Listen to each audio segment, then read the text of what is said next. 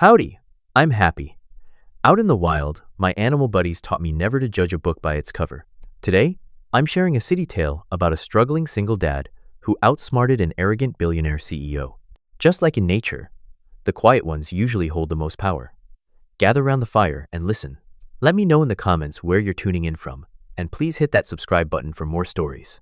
Miami was suffocating that night. A thick, oppressive humidity clung to the neon-lit skyline, and rolling thunder echoed across the black waters of Biscayne Bay. The sky bruised purple and gray, threatening a torrential downpour over the city's glittering playground of the rich. I am Wilder. For 22 years, I have been the head of valet operations at the Biscayne Bay Yacht Club. I am a man who exists in the periphery, a quiet, gray-haired observer in a crisp white uniform, blessed with a sharp memory and a talent for blending into the shadows. I have seen fortunes made in whispers and empires crumble over a spilled glass of champagne. But nothing I have ever witnessed compares to the storm that collided on our VIP ramp that evening. The crowd of elites had mostly dispersed back into the air-conditioned sanctuary of the club, leaving the underground ramp bathed in the harsh, flickering glow of fluorescent lights. Standing dead center, blocking the only exit, was a machine that looked like it had dropped out of the future. The Apex Valkyrie. It was a $20 million hydroelectric super SUV, painted in a matte obsidian finish that seemed to swallow the light around it. It was supposed to be the crowning achievement of the decade. Instead, it was a beautiful, lifeless brick of carbon fiber. Pacing furiously beside it was Victoria Sterling. At 28, she was the youngest CEO in the history of Apex Dynamics. Victoria was striking, possessing the kind of sharp, angular beauty that intimidated rather than invited. She had piercing ice blue eyes that rarely blinked and a severe, razor-sharp jawline. Tonight, she wore an immaculate, tailored emerald green designer suit, though the humidity was beginning to ruin its perfect press. Victoria was known in the industry as the Ice Queen. Raised in a hyper-competitive, affluent household, where affection was given only as a reward for first place, she had learned early on to build impenetrable walls around her emotions. She trusted algorithms, torque ratios, and hydrocells. She did not trust people, but tonight, her machines had betrayed her. The Valkyrie had suddenly suffered a catastrophic power failure right on the incline of the ramp. I watched from my podium as Victoria clutched her phone. The screen's harsh glare illuminated her pale face.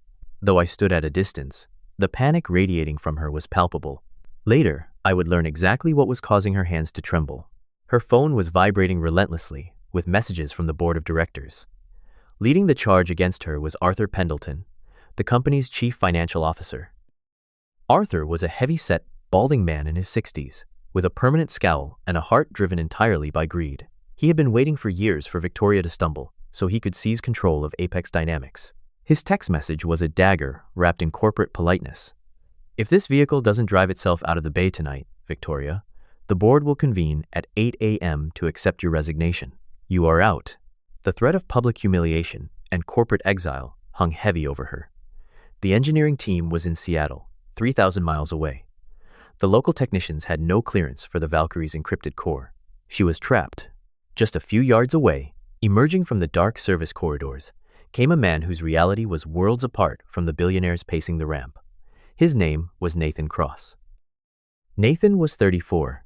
Though the deep exhaustion etched into the corners of his eyes made him look much older. He was a tall man with broad shoulders that were perpetually stooped, as if he carried the weight of the sky itself. He wore a faded, grease-stained blue work shirt with the name of a local HVAC repair company stitched over the pocket, and heavy work boots that had been resoled more times than he could count. Nathan was a quiet, fiercely resilient man. Life had beaten him down relentlessly over the past few years, stripping him of his status and his pride. Yet it had never managed to strip away his kindness. He swallowed his dignity every single day for one simple reason. That reason was walking right beside him, her small hand swallowed entirely by his rough, calloused one. Mia was 8 years old. She had a mop of unruly, curly brown hair and wide, observant hazel eyes that still held a spark of innocent wonder, completely untouched by the harshness of her circumstances. She was wearing an oversized yellow raincoat that swallowed her tiny frame. Its sleeves rolled up 3 times so her hands could be free.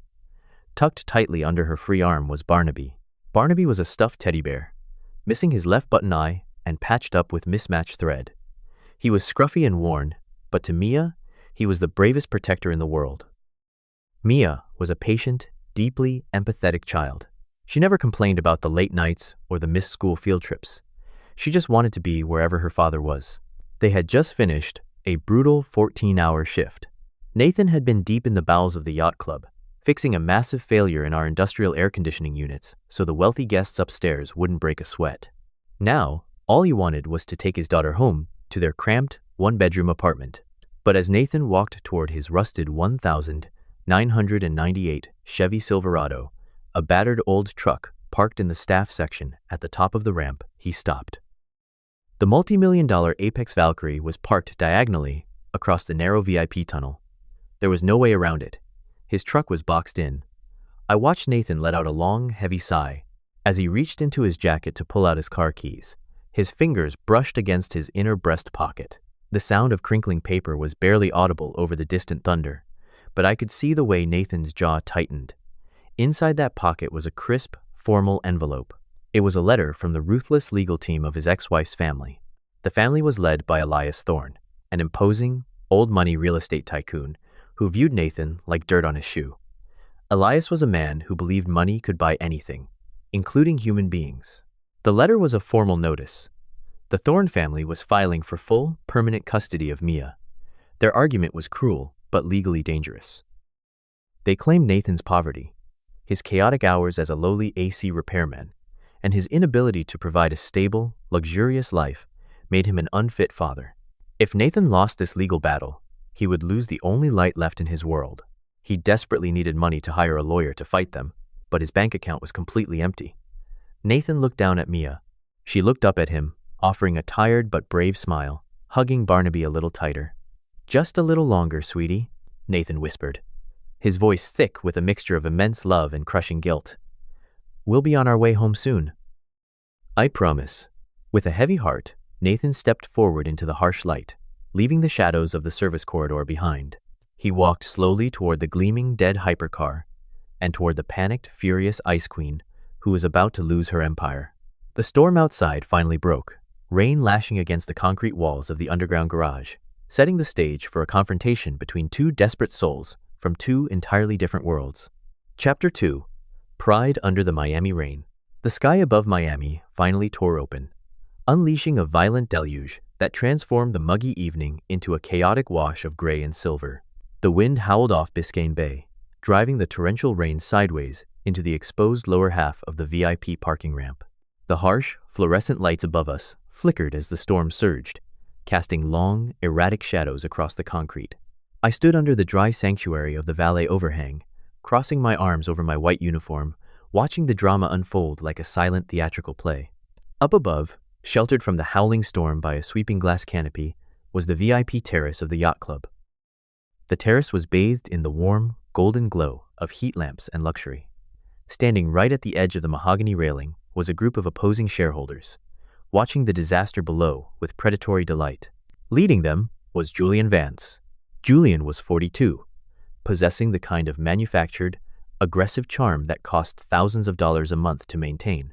His dark hair was heavily gelled and slicked back, revealing a sharp, angular face with a perpetual, snake-like smirk.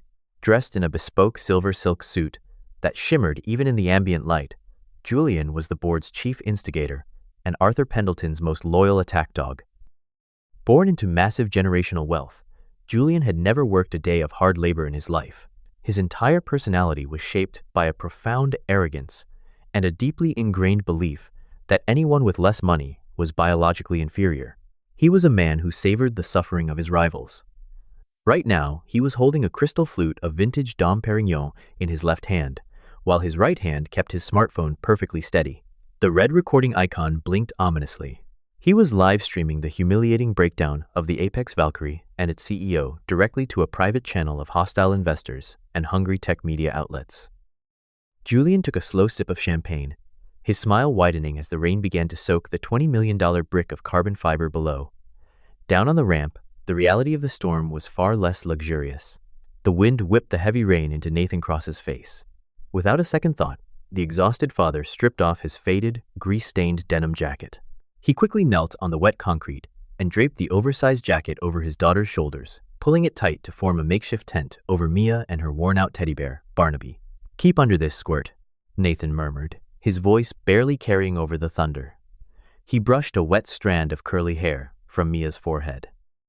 "Don't let Barnaby catch a cold." Mia nodded bravely, her hazel eyes wide as she gripped the jacket tightly around herself. But as Nathan stood back up, the rain soaking instantly through his thin blue work shirt, I could see the profound, suffocating panic etched into the deep lines around his eyes. It wasn't just the cold or the inconvenience of the storm that was terrifying him, it was the clock. Nathan's mind was anchored to a looming, inescapable deadline. 7 a.m. tomorrow morning. That was the exact time of his mandatory home inspection and interview with Mrs. Beatrice Higgins. Mrs. Higgins was a senior caseworker for the state's Family Services Department, a formidable woman in her late 50s with a tight, iron-gray bun, severe, pursed lips, and a pair of half-moon spectacles that she peered over to judge the shortcomings of broken families. She was notoriously strict, devoid of any leniency, and operated entirely by the book. A rumor in the system claimed she had once recommended terminating a parent's custody simply because they were 10 minutes late to an interview due to a flat tire. To Mrs. Higgins, poverty was suspicious, but unreliability was a sin. If Nathan was trapped in this garage all night, he would miss the appointment. Missing that appointment meant Elias Thorne's ruthless lawyers would win by default. He would lose his daughter permanently. The mere thought of an empty apartment, of never seeing Mia's smile again, sent a jolt of sheer terror through his veins. He had to get his old Chevy truck out of this ramp. Swallowing his pride, Nathan stepped away from the safety of the wall and walked directly into the heaviest part of the downpour, approaching the furious CEO. Victoria Sterling was rapidly losing whatever composure she had left. Her immaculate emerald green designer suit was now darkened with rainwater, the expensive fabric clinging uncomfortably to her skin. Her ice blue eyes darted between the unresponsive dashboard of the Valkyrie and the VIP terrace above, where she could clearly see Julian Vance's glowing phone recording her every movement. She was backed into a corner, her empire crumbling in real time. "Excuse me, ma'am," Nathan said, his deep, calm voice cutting through the sound of the rain. Victoria spun around, startled. Her eyes swept over Nathan with immediate, visceral disgust. She took in his soaking wet, frayed collar, the faded patch of the HVAC repair company on his chest, and his scuffed, heavy work boots. In her world of polished executives and brilliant engineers, a man like this was utterly invisible until he was in the way. "What?" Victoria snapped, her voice trembling with a mixture of cold and absolute fury. "Can't you see I am in the middle of a catastrophic corporate crisis?" "Back away from the vehicle." "I can see you're having trouble," Nathan replied evenly, raising his hands in a placating gesture. He kept his tone respectful, though the rain was now dripping from his nose and chin. "But your car is blocking the only exit ramp. My truck is boxed in up there.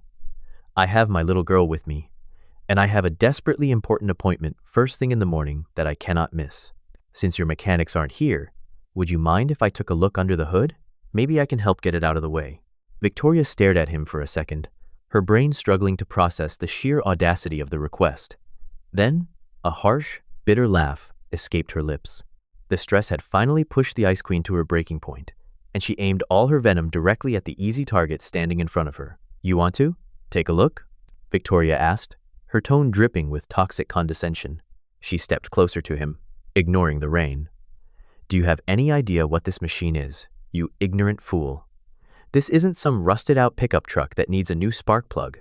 This is the Apex Valkyrie. It runs on a quantum-stabilized hydroreactive core.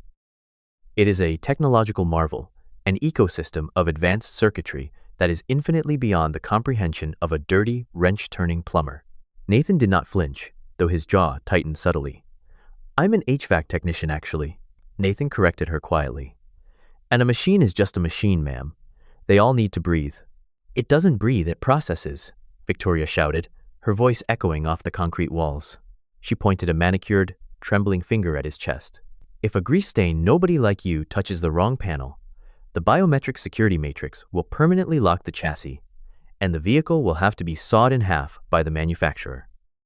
So take your wet clothes, go sit in your little truck, and pray I don't have security throw you out into the street for harassing me." I watched from the podium, my heart sinking at her cruelty. Nathan stood in the pouring rain, bearing the brunt of the billionaire's scorn, his eyes briefly flickering back to the shivering silhouette of his daughter in the shadows. He was a desperate man, and desperate men pushed to the edge do not simply walk away. Chapter 3. A wager born of desperation. The flashes of cameras suddenly cut through the torrential Miami rain like miniature lightning strikes. Word of the Apex Valkyrie's humiliating failure had somehow leaked past the secure perimeter of the VIP terrace, drawing a swarm of hungry reporters and paparazzi who now crowded the edges of the underground ramp. Among them was Elena Rostova, a notorious investigative tech journalist for the Silicon Vanguard. Elena was a tall, strikingly angular woman in her late 30s, known for her trademark crimson lipstick and an impeccably tailored, waterproof trench coat that always seemed impervious to the harsh weather. She had built her entire career by tearing down Silicon Valley darlings and exposing corporate frauds. Her personality had been forged in the cutthroat, unforgiving world of corporate espionage, making her view empathy as a severe professional liability. Right now, her high-definition camera lens was aimed squarely at Victoria Sterling, capturing every agonizing, wet second of the Ice Queen's unraveling. Cornered by the relentless flashing lights and the suffocating pressure of her crumbling empire, Victoria's composure completely shattered. What infuriated her most in that moment was not the broken multi-million-dollar machine, nor the vultures with their cameras, but the man standing right in front of her. Nathan Cross was entirely too calm. While Victoria felt like she was actively drowning in the storm of public humiliation, this drenched, grease-stained HVAC repairman stood before her like a solid oak tree, completely unmoved by her vitriol. His quiet dignity in the face of her insults felt like a profound, intentional mockery of her panic.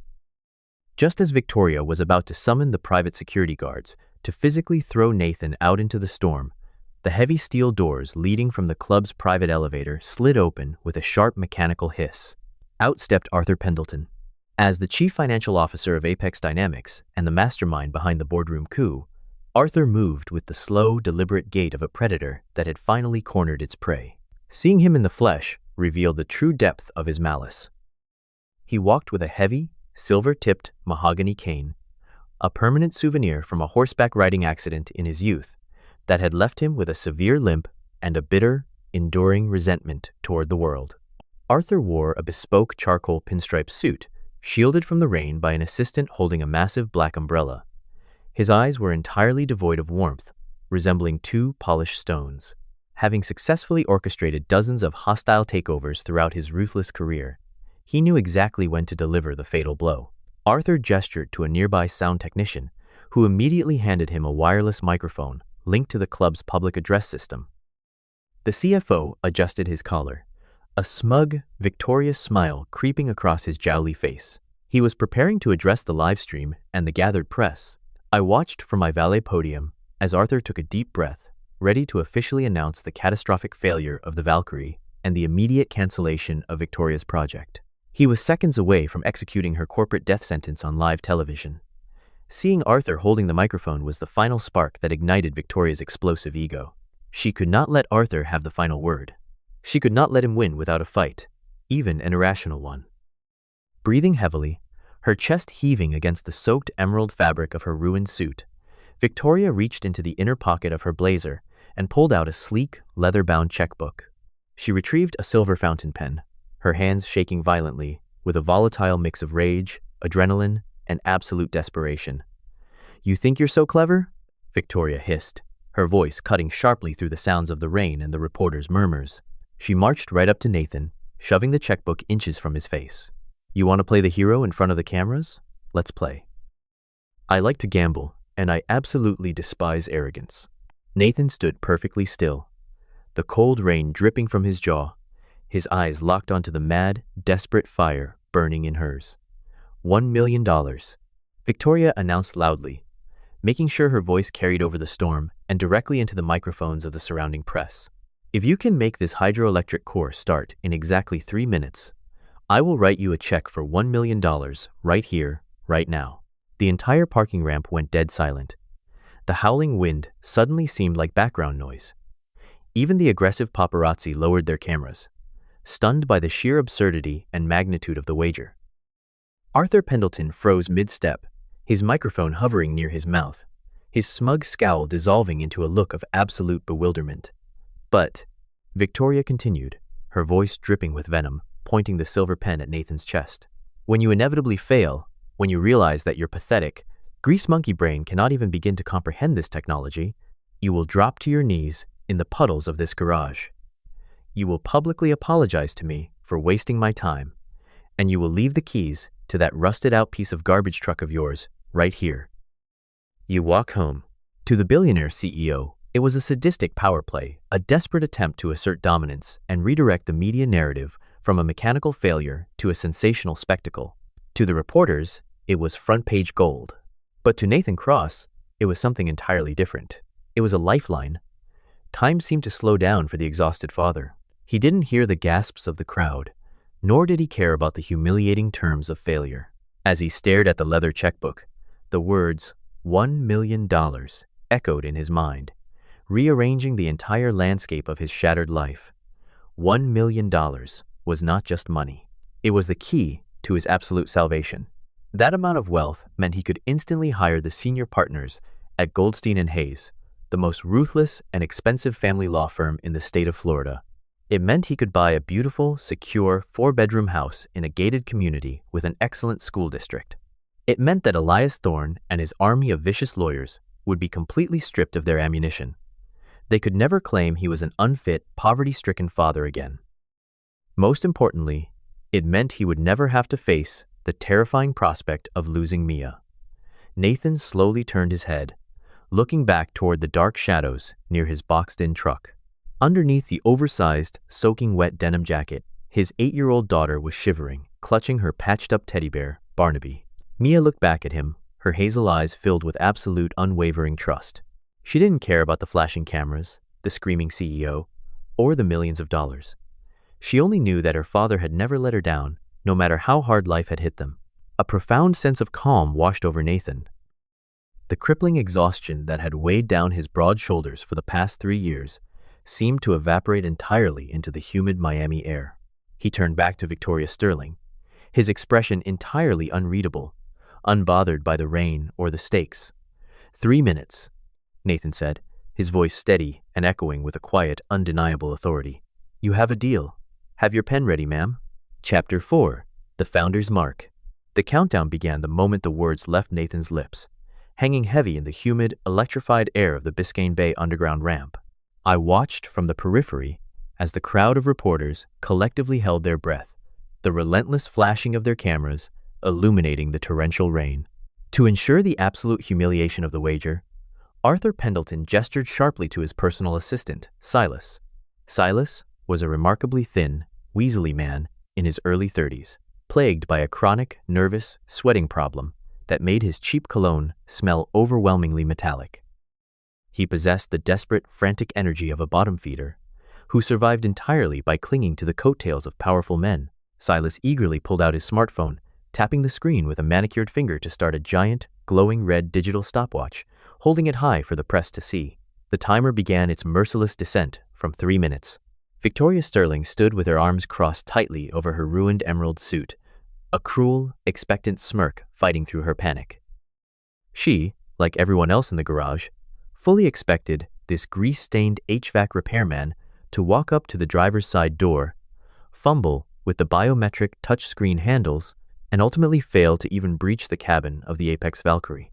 The vehicle's internal computers were locked down tighter than a Federal Reserve vault, but Nathan did not walk toward the driver's door. He didn't even look at the futuristic, glowing interface panel. Instead, he walked with steady, purposeful strides directly to the rear of the hypercar, where the massive, aerodynamic exhaust vents and the housing for the hydroelectric core were located. Victoria's smirk faltered. "Hey, what are you doing?" "The ignition is inside the cabin, you idiot," she yelled over the storm, taking a step forward as if to physically stop him. Nathan completely ignored her.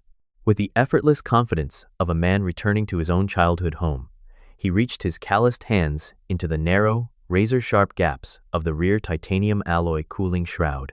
The crowd gasped as he bypassed the magnetic locks entirely.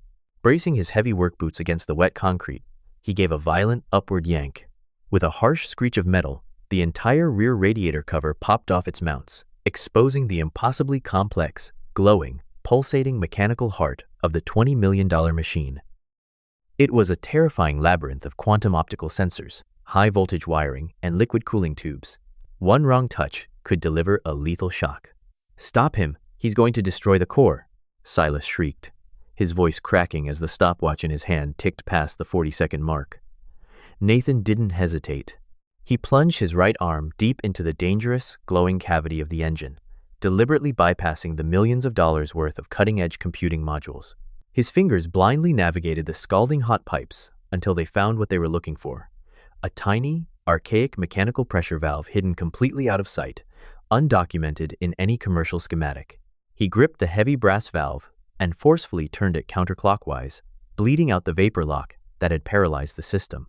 Then, he moved his hand to the primary capacitor shell, a thick, cylindrical housing that governed the biometric security matrix. Nathan balled his fist and struck the reinforced shell with a highly specific, rhythmic cadence. He delivered 2 harsh, bone-rattling strikes with the heel of his palm, followed instantly by grabbing the microfuse pin and giving it a sharp 90-degree twist. Thump, thump, twist.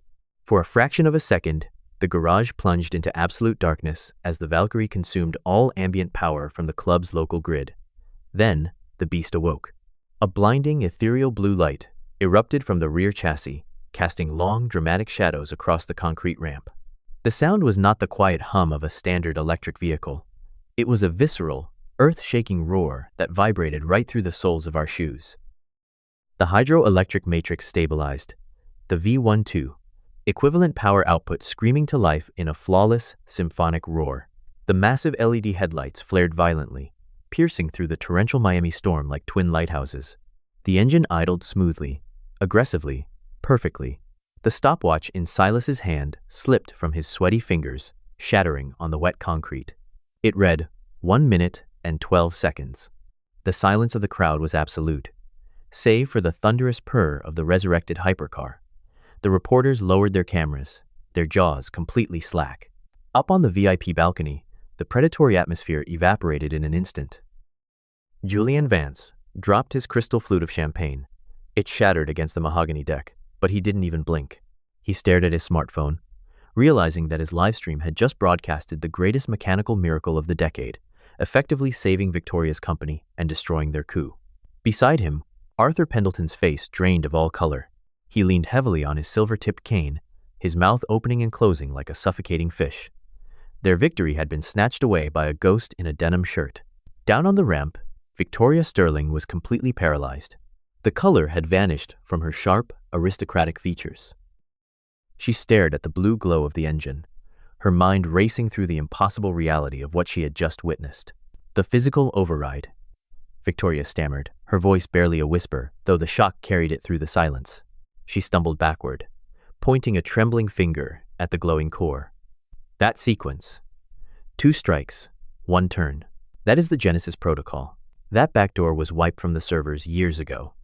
Nobody knows that sequence. Nobody except the original architect of the hydro core. Nathan slowly pulled his arm out of the engine bay.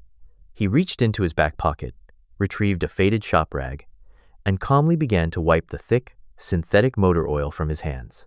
He looked up at the billionaire CEO, his eyes holding no anger, only a profound, weary wisdom. "Your thermal pressure regulators are misaligned, ma'am," Nathan said evenly, his voice echoing over the hum of the engine. "They locked the system to prevent a catastrophic core meltdown.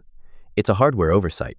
Victoria shook her head violently, her perfect composure entirely shattered. "Who are you? How do you know about the thermal regulators? How do you know the Genesis protocol?" Nathan tossed the dirty rag onto the hood of the running hypercar. He stood tall, the stooped, exhausted posture of the HVAC repairman peeling away to reveal the brilliant, commanding presence of the man he used to be. "My name is Dr. Nathan Cross," he said quietly, though the name struck the crowd like a physical blow. Flashbulbs suddenly erupted in a blinding frenzy as the tech reporters recognized the name of the legendary, vanished engineering prodigy. Victoria gasped, taking another step back. "Dr. Cross? The former chief engineer? But you disappeared. You abandoned the industry, right before the Apex acquisition. I didn't abandon anything, Nathan replied, his gaze drifting toward the shadows where his daughter, Mia, was watching him with wide, proud eyes. 4 years ago, my wife passed away. The corporate world, the 70-hour work weeks, the relentless pursuit of perfection, none of it mattered anymore. I had a little girl who needed a father more than the world needed a new engine, so I walked away.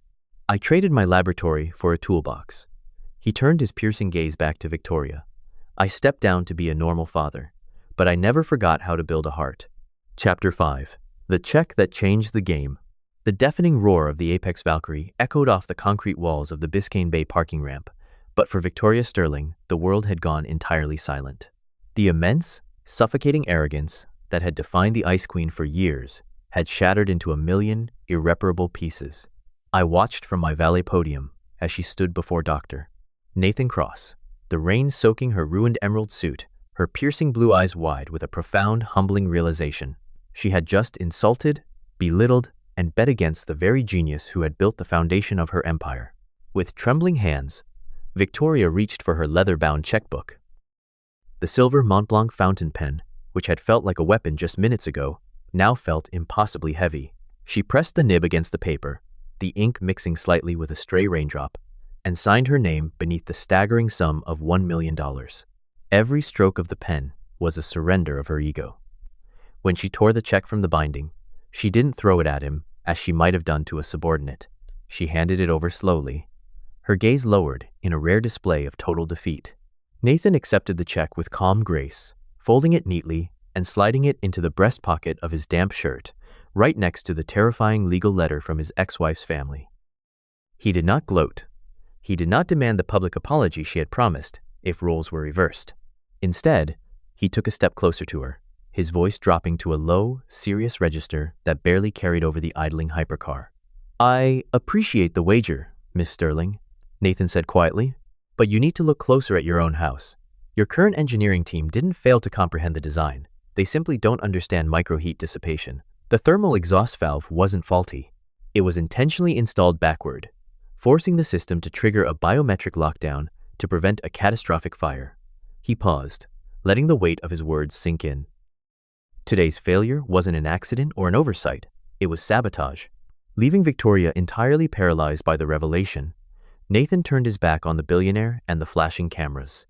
He walked over to the shadows where his daughter Mia was waiting. He scooped the 8-year-old girl into his arms, kissing her forehead as she clutched her teddy bear, Barnaby. Carrying her to his rusted 1998 Chevy Silverado, Nathan placed her gently in the passenger seat, climbed behind the wheel, and started the engine. It sputtered and coughed, a stark contrast to the Valkyrie's symphonic hum, but it ran. As the beat-up truck rolled forward, the crowd of elites, journalists, and security personnel instinctively parted like the Red Sea, watching in stunned silence as the penniless HVAC repairman drove away with $1 million in his pocket. The moment the taillights of Nathan's truck disappeared into the rainy Miami night, Nathan's parting words hit Victoria like a lightning bolt. Sabotage. The paralyzing shock instantly morphed into a lethal, hyper-focused rage. She snapped her fingers, summoning her head of security, Marcus Reed. Marcus was a man built like a bank vault, a 42-year-old former Navy SEAL, with a thick, jagged scar running through his left eyebrow and a shaved head. Despite his intimidating, broad-shouldered frame and a gaze that could cut glass, he was fiercely, unconditionally loyal to Victoria, having been pulled out of a dark, destructive place in his life by her late father. He operated in the shadows, speaking rarely but seeing everything. "Marcus," Victoria commanded, her voice suddenly sharp and steady, "pull the encrypted feeds from the club's subterranean security network. I want every angle of this vehicle from the last 4 hours." Marcus nodded silently, pulling a heavy tactical tablet from his jacket. Within 3 minutes, he bypassed the club's standard servers and accessed the raw footage. Victoria leaned in, her eyes narrowing. There, on the glowing screen, captured exactly an hour before the launch event, was a figure creeping around the rear of the Valkyrie. It was Silas, Arthur Pendleton's nervous, sweating assistant. The camera clearly showed him using a specialized magnetic wrench to tamper with the lower vents. Victoria looked up toward the VIP terrace. Arthur Pendleton was already hastily making his way toward the exits, his limp pronounced as he tried to escape the crumbling ruins of his failed coup. Victoria's eyes burned with vengeance. She finally had the absolute proof she needed to obliterate the treacherous CFO. Meanwhile, as the sun rose the next morning, burning away the remnants of the storm, a much quieter, but infinitely more important victory was unfolding at the Miami-Dade County Family Court. Judge Eleanor Pratt presided over the austere courtroom. She was a formidable, 60-something woman with sharp, bird-like features, draped in heavy black robes. Known for her razor-sharp intellect and absolute intolerance for courtroom theatrics, Judge Pratt had a reputation for cutting through the endless financial posturing of wealthy families to protect the actual well-being of the child. She adjusted her half-moon spectacles, glaring down from the bench. Sitting on the plaintiff's side was Elias Thorne, Nathan's former father-in-law. Elias was 70 years old, impeccably dressed in a tailored navy suit, with silver hair combed back perfectly. He was a ruthless real estate tycoon who viewed people strictly as assets or liabilities, and he had always viewed Nathan as a massive liability. Beside him sat a team of lawyers who charged $1,000 an hour. Sitting directly behind them was Mrs. Higgins, the strict social worker, her clipboard, ready to document Nathan's failure to appear. But Nathan was not late. He sat calmly at the defendant's table, wearing a clean, simple gray suit. Elias Thorne's lead attorney stood up, dramatically adjusting his tie. "Your Honor, as you can see from the financial affidavits, Mr. Cross is an impoverished hourly laborer. He lives in a dangerous neighborhood. He cannot afford adequate health care, education, or stability for Mia. He is financially unfit to be a parent, and the Thorne family is prepared to offer the child a life of ultimate security." Judge Pratt looked over at Nathan. "Mr. Cross, your previous financial disclosures are indeed concerning. How do you respond to the plaintiff's claim that you cannot financially support your daughter?" Nathan stood up slowly. He didn't argue. He didn't raise his voice. He simply unbuttoned his suit jacket, reached into his breast pocket, and pulled out the crisp piece of paper he had won in the rain the night before. His public defender took the document and handed it up to the bailiff, who passed it to the judge. Judge Pratt put on her glasses, looking down at the document. The courtroom was dead silent. She blinked, pulling the paper closer. It was a fully verified, certified check from the personal account of Victoria Sterling, CEO of Apex Dynamics, made out to Nathan Cross for exactly $1 million. Attached to it was a digital confirmation of deposit from Nathan's bank, time-stamped at 7 a.m. "Well," Judge Pratt said, her stern lips twitching into the faintest hint of a smile, as she looked down at Elias Thorne's incredibly confused lawyers. "It appears the defendant's financial situation has substantially improved overnight. Furthermore, the court notes Mr. Cross's flawless record of emotional care and dedication to his daughter." Elias Thorne's face turned the color of a bruised plum. He slammed his fist on the table, realizing his entire case had just evaporated into thin air. Mrs. Higgins lowered her clipboard, a rare look of genuine respect crossing her harsh face. Judge Pratt struck her wooden gavel against the sounding block, the sharp crack echoing like a gunshot of freedom. "The petition for full custody by the Thorne family is unequivocally denied. Permanent, full custody is awarded to the father, Nathan Cross." Nathan closed his eyes, letting out a breath he felt he had been holding for 4 agonizing years. He had finally won. Chapter 6. A New Beginning. 3 days after the chaotic storm at Biscayne Bay, the morning sun bathed the modest, sun-kissed Meadows apartment complex in a warm golden light. The name of the building was wonderfully ironic, given its faded, sun-bleached stucco walls and the rusted chain-link fences that bordered the property. Keeping watch over this quiet corner of Miami was Mrs. Gable, the building superintendent. Mrs. Gable was a stout, fiercely protective woman in her late 60s, who practically lived in brightly colored floral miu-mius. Her silver hair was perpetually wrapped in pink curlers, and she possessed a booming, raspy laugh that could startle a flock of pigeons from 3 blocks away. Beneath her nosy exterior beat a heart of pure gold. During Nathan's darkest and most desperate months, Mrs. Gable had frequently, accidentally, cooked too much chicken soup and forced the leftovers upon him and Mia. That morning, she was sweeping the cracked concrete walkway when a sleek, matte black luxury sedan glides silently into the parking lot, its electric motor humming softly. It was an Apex vehicle, standing out amongst the rusted sedans and pickup trucks like a diamond dropped in the dirt. The rear door opened, and Victoria Sterling stepped out. She looked fundamentally different from the Ice Queen who had terrorized the yacht club. Gone was the severe, razor-sharp emerald suit and the cold, impenetrable glare. Today, Victoria wore a soft, elegant, cream-colored blazer over a simple silk blouse, her hair falling loosely around her shoulders. The crushing weight of absolute arrogance had been replaced by a quiet, grounded humility. "Mrs." Gable narrowed her eyes, leaning on her broom as Victoria politely asked for Nathan Cross's apartment number, pointing a manicured finger toward Unit 4B. Victoria walked up the exterior stairs, her heart pounding with an unfamiliar rhythm vulnerability. She knocked gently on the peeling wooden door. When Nathan opened it, he looked entirely different as well. The crushing exhaustion that had plagued his features was gone, replaced by the profound, radiant peace of a father who knew his child was finally, permanently safe. He wore a simple, clean white t-shirt and jeans. Behind him, Mia was sitting at the small kitchen table, happily drawing in a coloring book while Barnaby the bear sat propped up against a cereal box.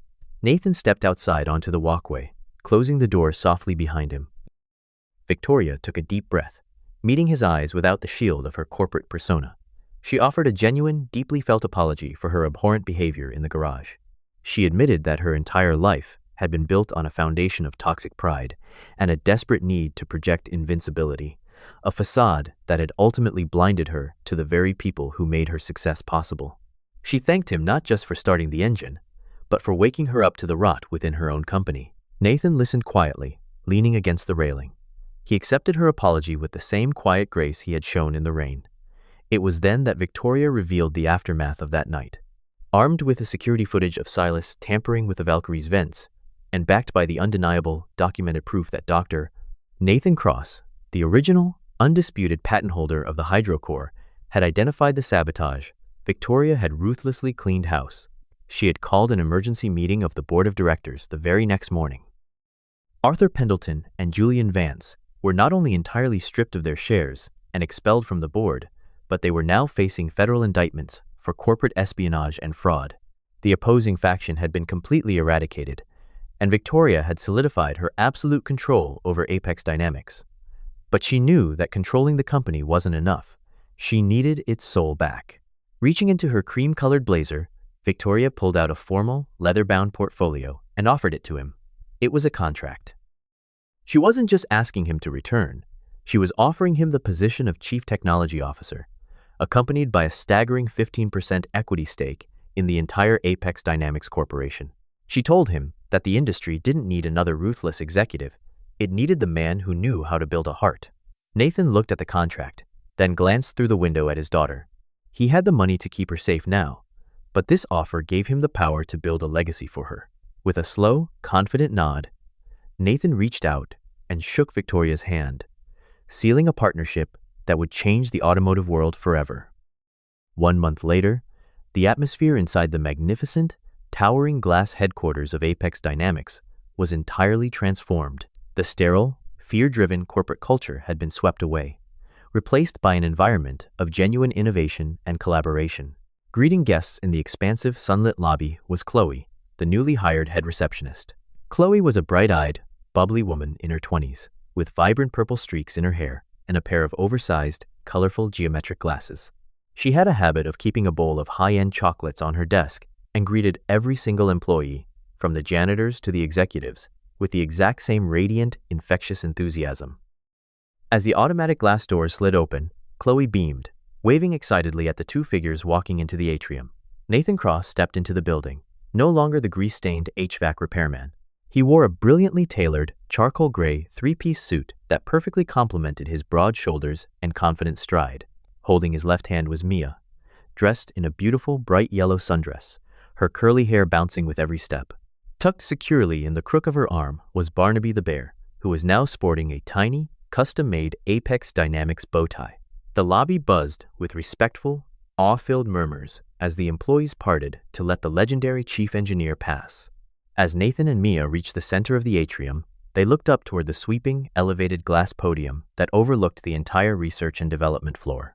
Standing there, illuminated by the morning sun streaming through the skylights, was Victoria Sterling. She looked down at them and smiled, a true, warm, and radiant smile that reached her bright blue eyes. She descended the glass staircase to welcome them personally, crouching down to give Mia a high five before standing shoulder to shoulder with Nathan. The cameras of the internal media team flashed, capturing the perfect final image. They were two people who had been pushed to the absolute brink of despair. A brilliant, lonely CEO isolated by her own pride, and a downtrodden single father nearly crushed by an unforgiving society. Together, they had not only survived the storm, but they had united to create a brilliant, unstoppable new era. The true lesson of this story is that we should never judge a person by their appearance or their current struggles. True brilliance and worth are often hidden beneath worn-out clothes and tired faces. In our daily lives, we meet many people carrying heavy burdens. A little kindness and respect go a long way, because we never know the silent battles they are fighting or the incredible gifts they possess inside. Please share this video with your friends and family if it touched your heart. Leave a comment below and subscribe to the channel to join our community for more inspiring stories. May God bless you and your loved ones with peace and endless strength. If you believe that humility and the love of a father will always win in the end, please comment Amen below.